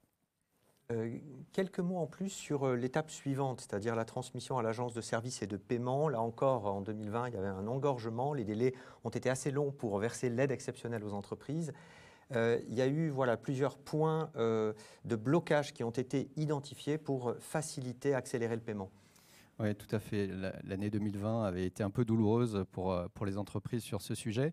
L'année 2021 était marquée par un travail qui a été piloté avec les services de l'État et qui associe l'ASP et l'ensemble des OPCO sur les modalités justement pour fluidifier ce process-là, mieux maîtriser la circulation de cette information entre nos différents systèmes, puisque les informations que nous transmettent les entreprises, nous les transmettons ensuite à la DGEFP, qui les transmet ensuite à l'ASP. Et il fallait s'assurer que sur ces différentes étapes, il n'y ait pas de perte ou de blocage.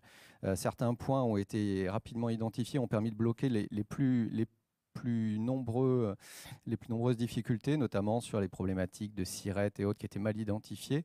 Et des contrôles ont été mis en place par l'ensemble des OPCO, des règles ont été rajoutées. Et au-delà de ces règles, il y a une communication qui s'est concrétisée dernièrement avec un guide à destination des employeurs, qui est un petit peu tout ce que vous avez voulu savoir sur le versement de l'aide exceptionnelle pour les contrats de pro et les contrats d'apprentissage. Et ça permet là aussi d'aller dans la sensibilisation en amont pour que les bonnes pratiques qui favorisent cette fluidité puissent être complètement appropriées aussi par les entreprises, puisqu'on dépend les uns des autres sur ce sujet. Enfin, quelques mots sur la dernière étape, celle de la facturation par les CFA, des niveaux de prise en charge. Là encore, plusieurs pistes d'amélioration avec, là encore, cette norme interopco qui a été élaborée.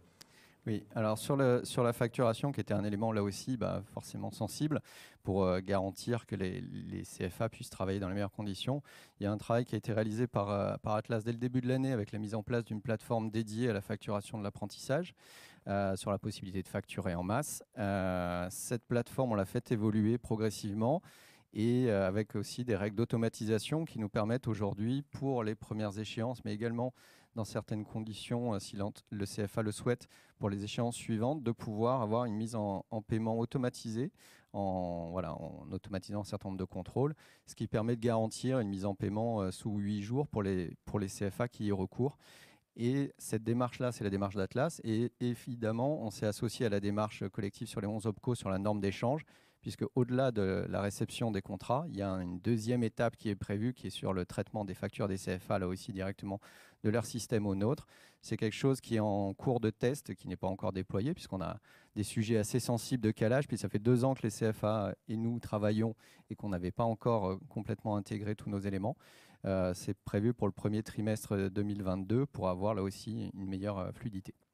Donc plusieurs évolutions significatives dans les process. Alors, il y a, Mathieu Carrier, les initiatives en direction des entreprises, des CFA, et puis il y a aussi l'appui aux branches professionnelles, à travers notamment les titres à finalité professionnelle. Ce sont des certifications qui se développent depuis la loi du 5 septembre 2018.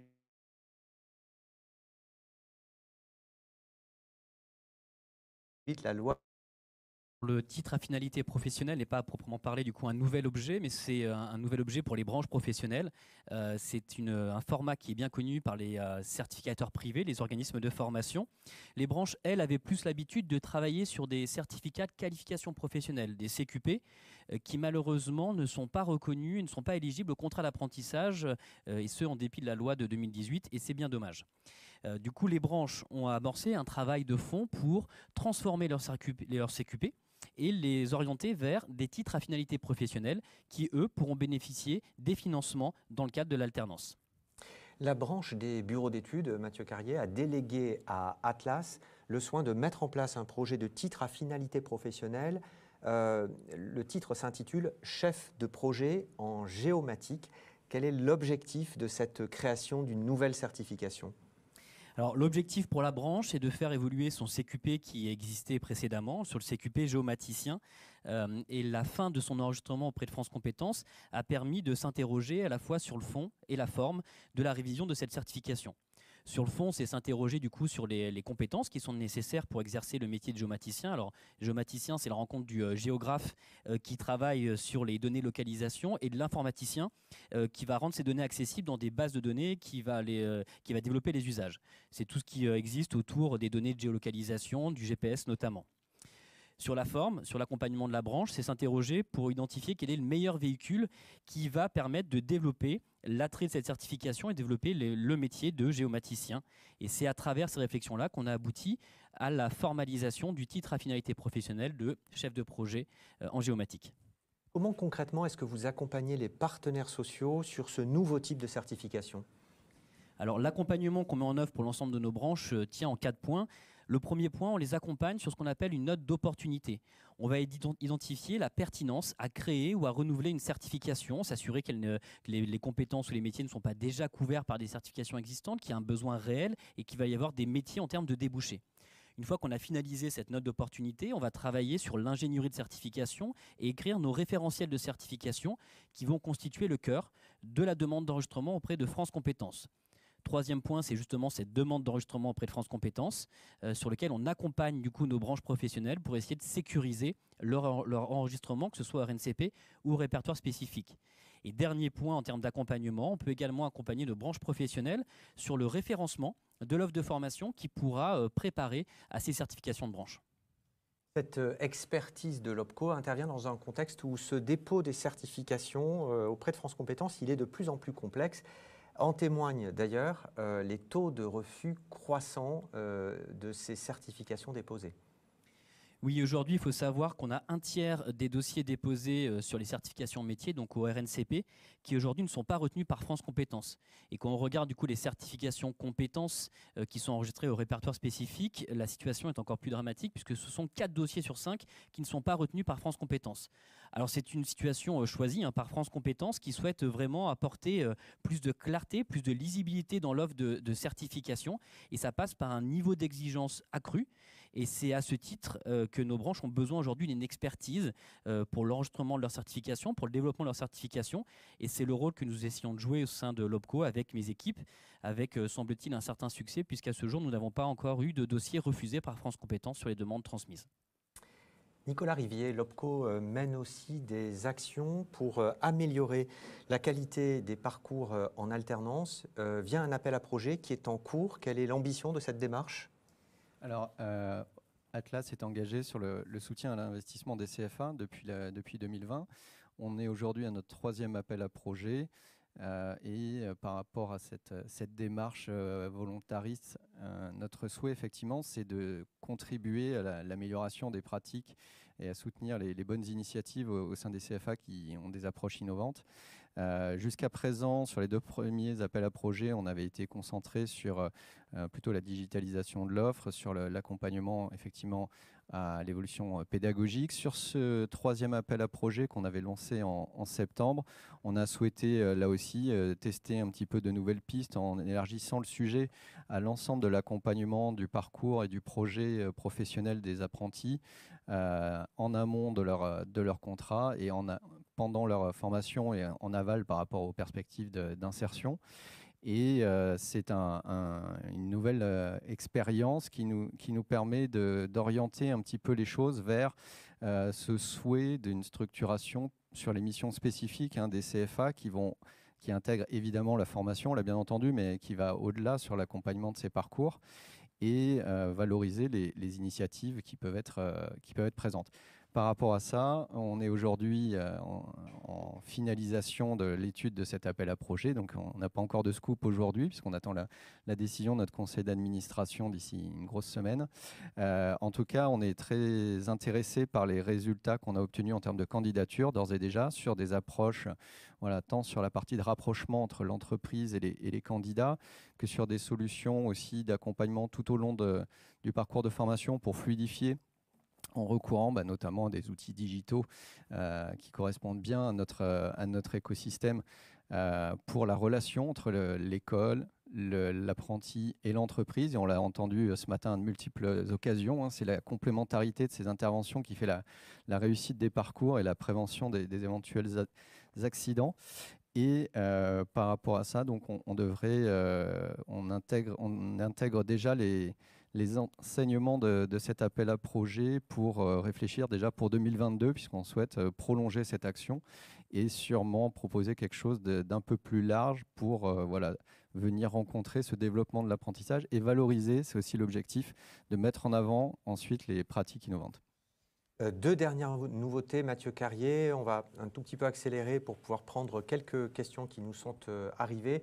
2 dernières nouveautés. On commence par un projet qui a pour but de permettre aux tuteurs et aux maîtres d'apprentissage dans les entreprises de s'évaluer en ligne. Oui, tout à fait. Former les tuteurs et les maîtres d'apprentissage, c'est nécessaire. Reconnaître leurs compétences sur cette mission, c'est encore mieux. C'est pour cela qu'avec la branche des bureaux d'études, nous avons créé une certification qui s'appelle « Accompagner la montée en compétences » et qui peut s'acquérir via une évaluation en ligne à travers la plateforme C-Certif. Donc c'est une plateforme et c'est une certification très facilement accessible. L'entreprise inscrit du coup ses salariés sur la plateforme pour cette année 2021. En 2022, les tuteurs, les maîtres d'apprentissage pourront aller directement s'inscrire sur la plateforme. Et c'est une démarche qui intéresse beaucoup de nos branches, puisque du coup les branches Banque Populaire et Caisse d'Épargne souhaitent s'inscrire en 2022 dans le projet. Et à terme, on souhaite accueillir du coup l'ensemble de nos branches professionnelles couvertes par Atlas. Et enfin, dernière nouveauté, l'OPCO Atlas va mener une étude assez fine sur le suivi des alternants pendant et après le contrat. Alors, que changera ce nouvel outil par rapport aux outils existants qui permettent déjà d'avoir un certain nombre de données ? Alors aujourd'hui, c'est vrai qu'on a quelques indicateurs génériques sur l'insertion de nos alternants qui sont portés soit par des CFA de manière individuelle, soit par l'enquête Insert Jeune. Mais cela ne nous permet pas d'avoir une analyse fine par secteur, par territoire sur le périmètre d'Atlas. On souhaite donc développer en 2022 un outil de questionnement auprès des alternants qui va intervenir en 3 temps dans le cadre de leur parcours. 2 mois après leur entrée en alternance pour comprendre ce qui les a amenés vers ce parcours en alternance, aussi pour s'identifier en tant que financeurs de leur formation. On va revenir vers eux, les interroger 6 mois après leur parcours ou l'obtention de leur certification pour savoir où est-ce qu'ils se situent dans leur parcours professionnel. Et on reviendra 24 mois, 2 ans après la fin de leur parcours pour savoir si l'alternance a permis une insertion durable dans l'emploi et dans le secteur professionnel qui était visé par leur formation. Merci Mathieu. Autant d'innovations que vous nous avez présentées l'un et l'autre qui ont été croquées par notre facilitateur graphique Geoffroy Lefort, et on va apercevoir à l'écran, merci, effectivement les différents éléments, le titre à finalité professionnelle, du CQP au titre à finalité professionnelle, le contrat pro expérimental, la reconnaissance des acquis, l'accélération facturée en masse. C'est un certain nombre d'éléments qui résument parfaitement nos échanges. Je vous propose de prendre 2-3 questions qui nous sont arrivées. Alors, il y en a une que j'avais mentionnée tout à l'heure. Quelle est la perspective des contrats de pro face aux contrats d'apprentissage? C'est une question qui est souvent posée avec ce boom de l'apprentissage qui a tendance à reléguer un peu au second plan la professionnalisation. Nicolas Rivier, quel positionnement pour le contrat pro? Alors le positionnement pour le contrat pro pour 2022, en tout cas, c'est la complémentarité.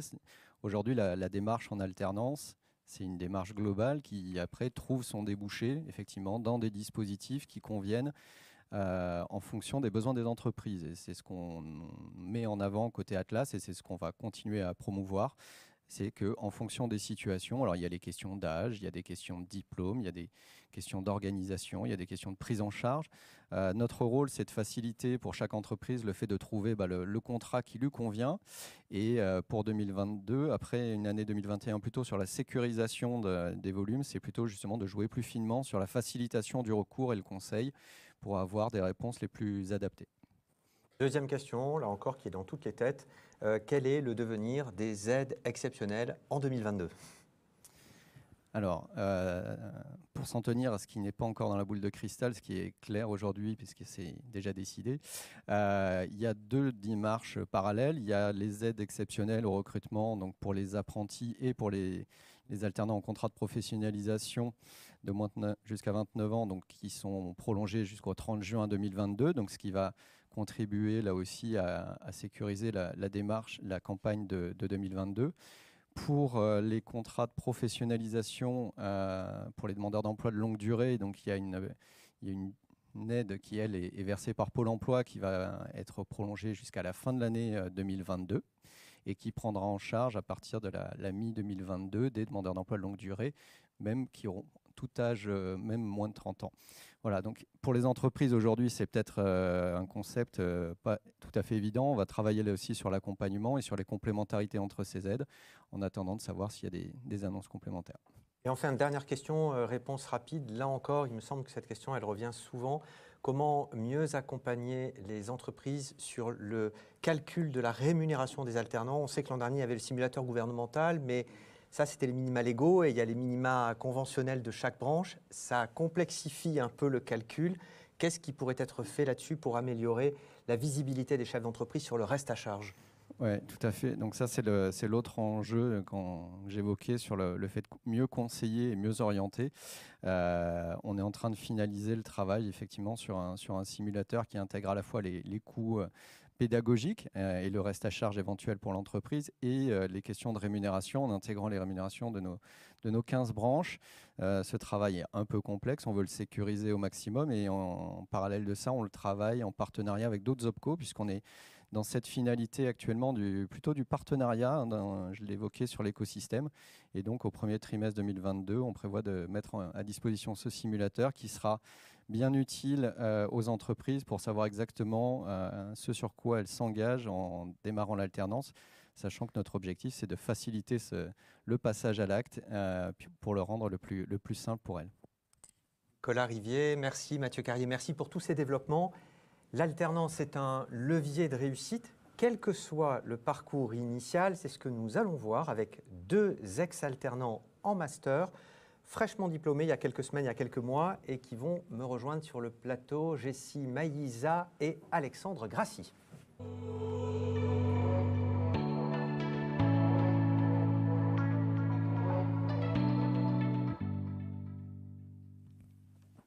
Alexandre Grassi, vous avez 31 ans, vous êtes aujourd'hui HR People Partner à Tripica, une entreprise de services numériques. Bonjour.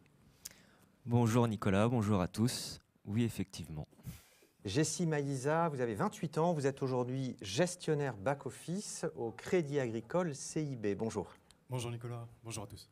Alors Jessie, votre parcours a été long avec un certain nombre de bifurcations. Après un bac scientifique, notamment en 2011, vous avez eu des difficultés à choisir votre chemin, votre orientation.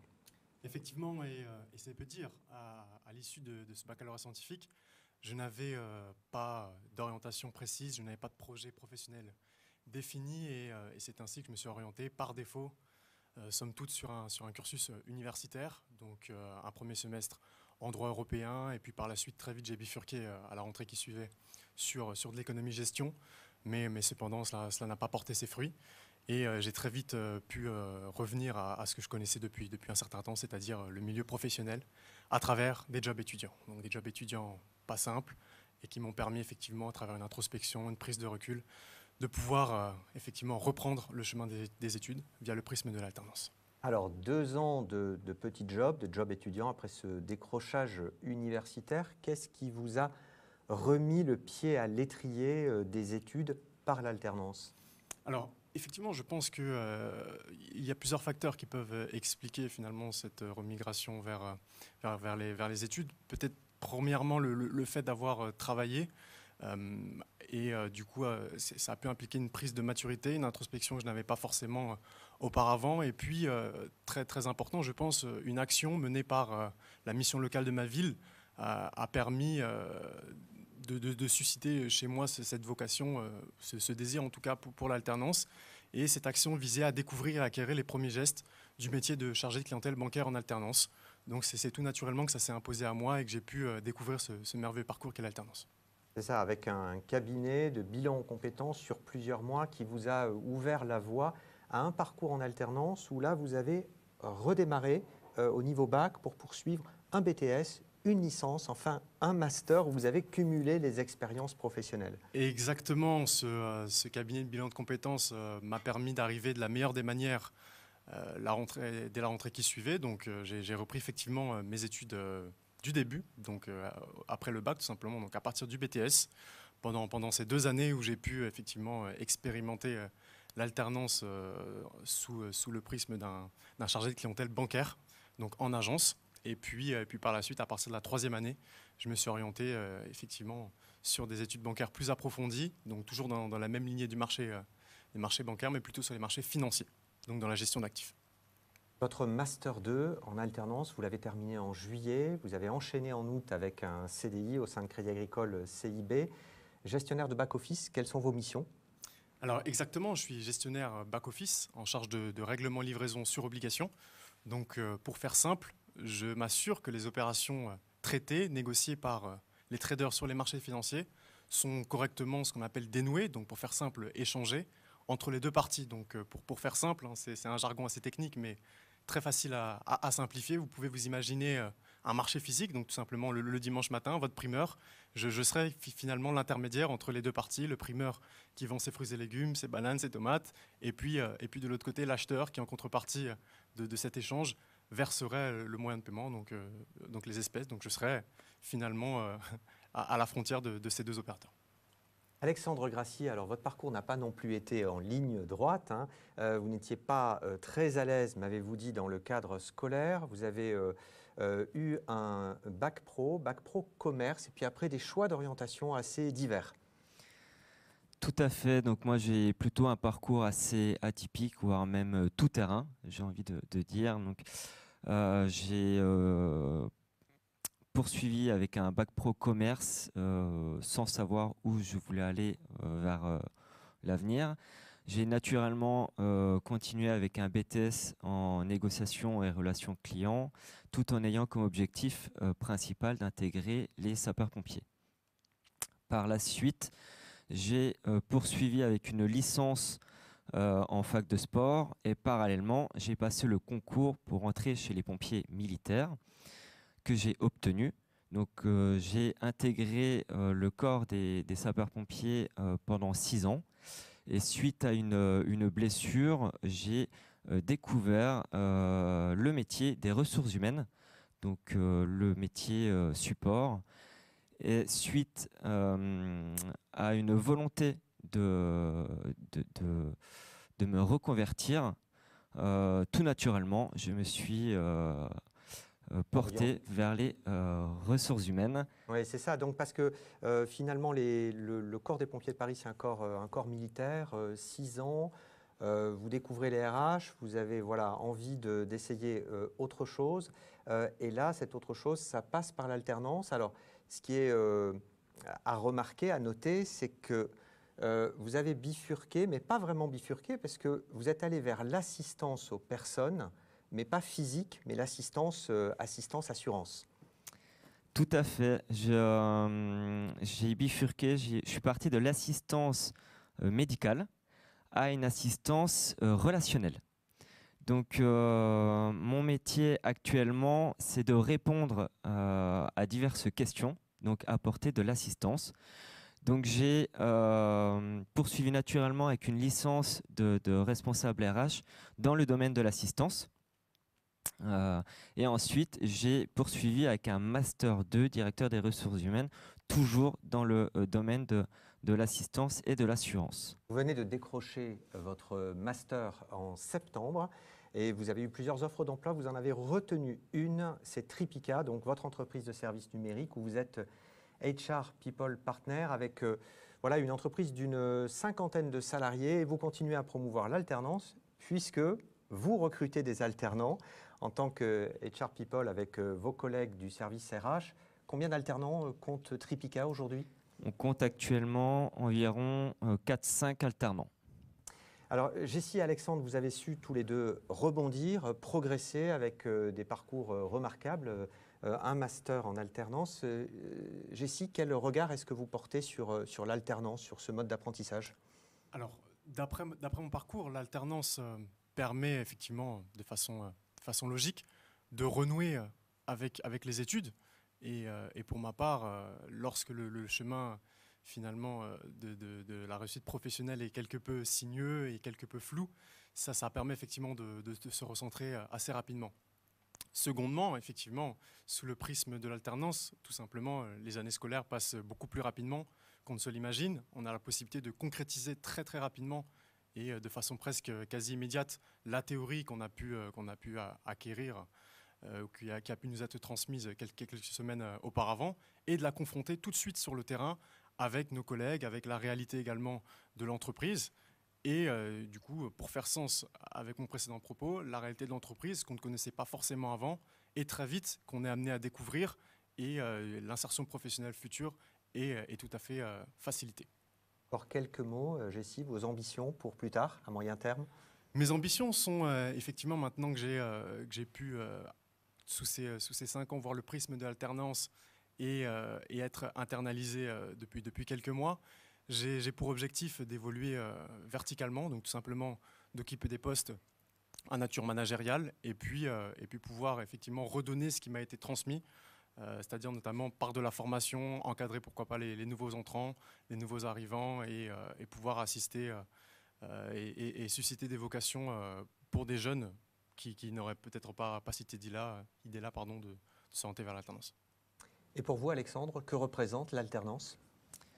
Pour moi, l'alternance a été un tremplin. On ne pense pas souvent à l'alternance en reconversion professionnelle après avoir fait une première carrière. Et pour moi, cela a été vraiment un tremplin. Cela m'a permis de découvrir vraiment le milieu professionnel. Et ça m'a permis d'avoir une expérience en plus d'un complément d'études. Et d'ailleurs, vous donnez, c'est un tremplin et vous êtes reconnaissant, vous donnez un peu de votre temps en étant ambassadeur d'Atlas pour venir témoigner auprès de jeunes de ce que sont des parcours en alternance. Tout à fait. Il y a actuellement une méconnaissance encore de l'alternance et du fort pouvoir qu'on peut avoir dans l'alternance avec tout le savoir qu'on peut acquérir. Et il faut, de nos jours, faciliter l'alternance aussi bien dans les entreprises que dans le milieu scolaire. C'est ça, donc vous allez sur des salons, vous faites des visios pour porter la bonne parole. Et Geoffroy Lefort nous propose une illustration en conclusion de vos propos. Et la conclusion est simple et efficace. Voilà, avec vos 2 prénoms, l'alternance booster de reconversion. Merci à tous les deux, merci beaucoup pour vos témoignages et votre temps. Merci Nicolas, merci à tous. Merci beaucoup. Il est temps de conclure en mettant le cap sur 2022 avec le vice-président d'Atlas, Philippe de Gonzague.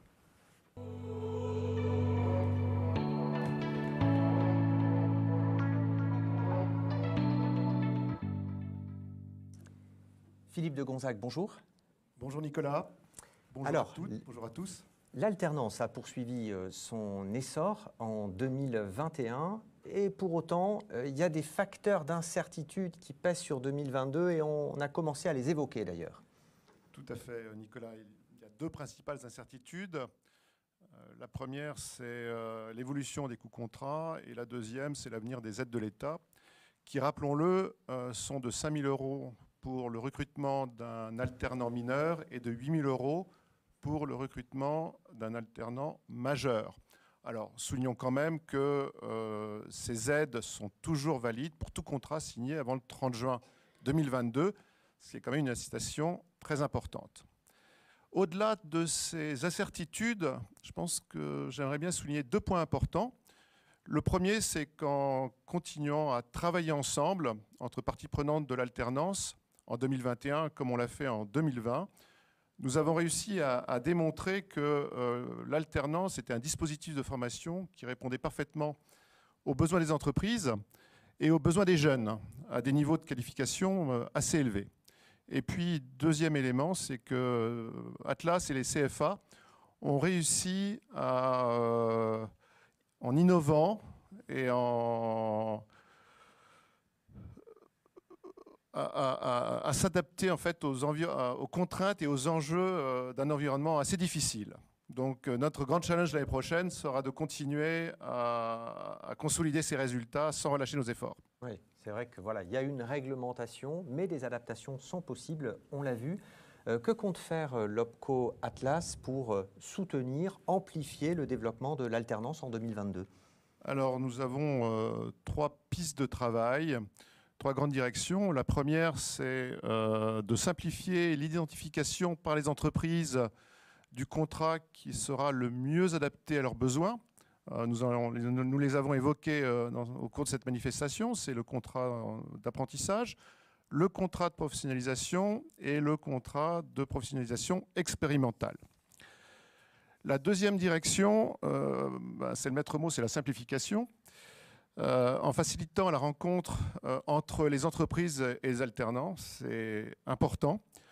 En aidant les entreprises à identifier les CFA les mieux adaptés pour doter les jeunes des compétences dont ils ont besoin. Et puis enfin, en allégeant les démarches administratives. Alors, troisième direction, il faut continuer, et nous allons continuer, à promouvoir inlassablement l'alternance comme étant un dispositif incontournable de formation et de recrutement. Enfin, Philippe de Gonzague, il y a un axe clé, c'est l'amélioration de la qualité d'alternance pour que ce développement puisse perdurer et s'amplifier. Comment l'OPCO peut-il contribuer à améliorer cette qualité ? Alors, plusieurs choses. La première, et on l'a aussi évoqué, c'est la professionnalisation des maîtres d'apprentissage et des tuteurs. C'est en effet, pour nous, le maître d'apprentissage est un élément clé de succès de la formation en alternance. Deuxième, c'est que nous souhaitons promouvoir la mobilité internationale. C'est indéniablement un atout à la fois pour les jeunes et pour les entreprises. Et puis enfin, nous allons favoriser le partage entre les CFA au travers de notre démarche CFA Atlas. Donc en conclusion, je vais reprendre un peu tous les mots qui ont été échangés au cours de la journée. C'est en continuant à travailler ensemble, en répondant aux besoins des entreprises, en innovant, en partageant les bonnes pratiques, que nous continuerons à faire de l'alternance un dispositif incontournable de la formation et du recrutement. Voilà pour la synthèse en mots, Philippe de Gonzague. Et pour la synthèse en images, on l'aperçoit à l'écran, synthèse de l'ensemble de nos échanges avec les points saillants sur lesquels nous avons pu insister. Merci à toutes et tous de nous avoir suivis. Merci bien sûr à tous les intervenants. Merci pour leur disponibilité. Merci également pour toutes les questions que vous nous avez relayées via la plateforme. Et je vous souhaite une excellente après-midi. Merci.